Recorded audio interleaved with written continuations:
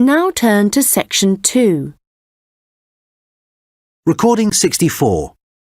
You will hear a guide at an outdoor sculpture park talking to a group of visitors.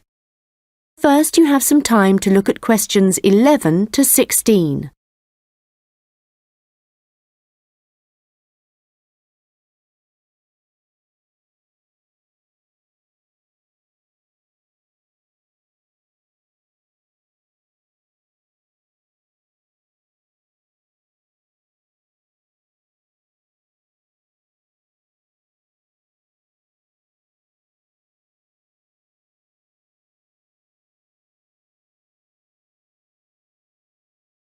Hello everyone and welcome to the Anglia Sculpture Park.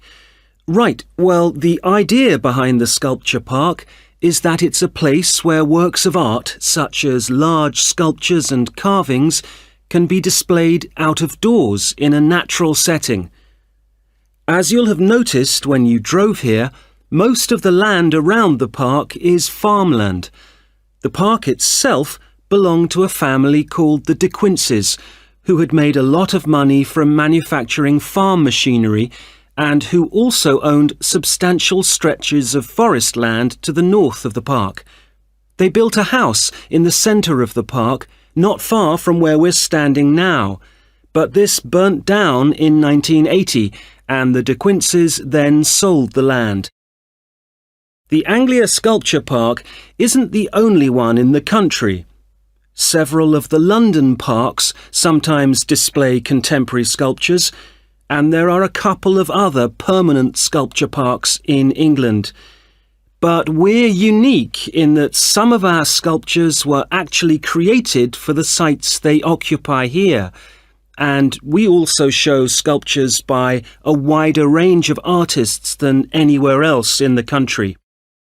For example, at present we have an exhibition by Joe Tremaine of what he calls burnt sculptures. These are wood and stone sculptures that he's carved and marked with fire to illustrate the ferocity and intensity of the forces that have shaped our planet over millions of years. They look really dramatic in this rural setting. To see some of the sculptures, you'll need to follow the path alongside the lower lake. We had to renovate this after the lake overflowed its banks a couple of months ago and flooded the area. The water level's back to normal now, and you shouldn't have any trouble. The path's very level underfoot. You should be back at the visitor centre at about 4 o'clock.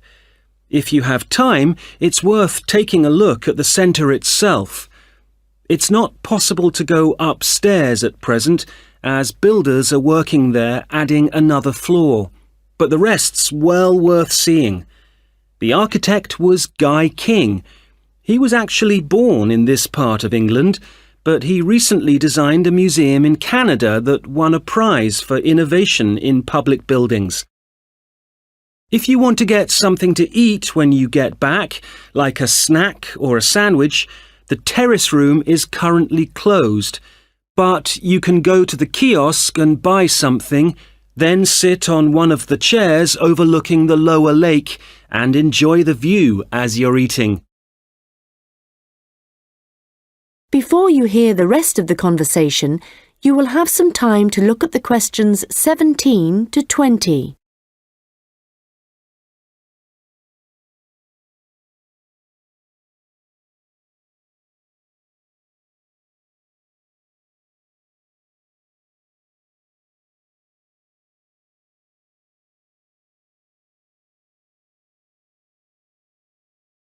Now listen and answer questions 17 to 20.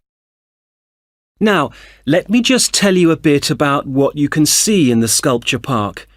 If you look at your map, you'll see the visitor centre, where we are now, at the bottom, just by the entrance.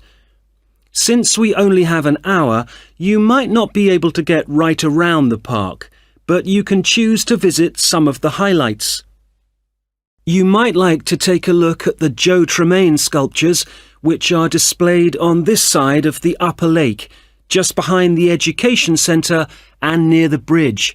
They're really impressive, but please remember not to let your children climb on them.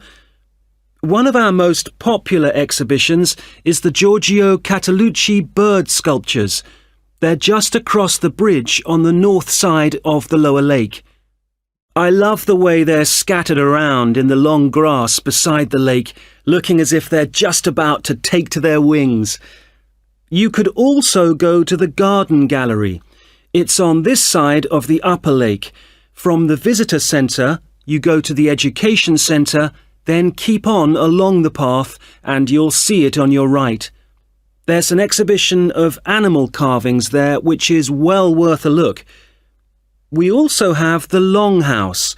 That's quite a walk. From here, you go to the bridge and then turn left on the other side. Soon you'll see a winding pathway going up towards the northern boundary of the park. Go up there and you'll find it at the top. They have some abstract metal sculptures that are well worth seeing if you have time.